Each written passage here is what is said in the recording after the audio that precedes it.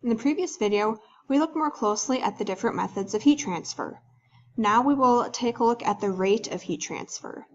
The rate of heat transfer through an object via one of these three methods depends on four things: the thermal conductivity of the material, the cross-sectional area through which the heat flows, the thickness of the material, and the temperature difference between the two sides of the material.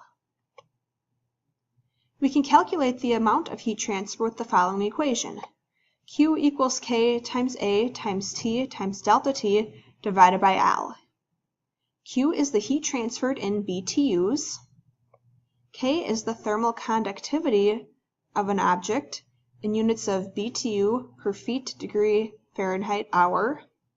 The thermal conductivity of an object is different for every different material. You will get this information from a table we will see on the next slide. A is the surface area in square feet. Make sure your area is in square feet, not square inches. Lowercase t is the time in hours. Delta T is the change in temperature in degrees Fahrenheit. Remember, to find the change in temperature, we will take the warmer temperature and subtract the colder temperature.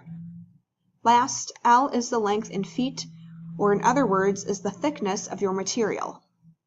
One thing you will definitely want to watch out for in this equation is your units. You may have a problem where you need to calculate the area in square feet, you may need to convert the time into hours, or you may need to convert the length into feet. On this slide, we see a table with the thermal conductivity, or K value, for some common materials.